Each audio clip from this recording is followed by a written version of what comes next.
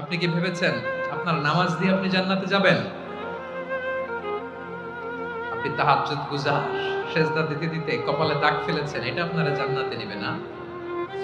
আপনি এলাকার সবচেয়ে বড় হাতেম তাই দানশীল, এই দানের ভরসায় বসে আছেন। কুশ্চিন কালো ভাব। আমাদের নামাজ, আমাদের রোজা, আমাদের ইবাদত এগুলোকে মিজানের পাল্লায় উঠালে কোনো ওজনই হবে না। তবে আমাদের একটা কৌশল জানা আছে, আমরা আল্লাহর রহমতের ভিখারি। আমরা সেদিন আগেই গুনার স্বীকৃতি দিয়ে দেব।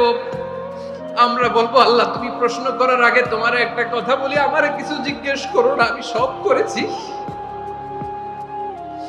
এমন কোন পাপ নাই যে পাপ আমারে দিয়ে হয় নাই।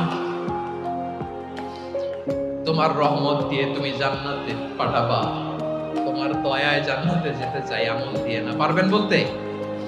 কিয়ামতের দিন আমরা বলবো, আল্লাহ আমার আমল দিয়ে জান্নাত চাই না, আমি তোমার দয়া দিয়ে জান্নাত চাই।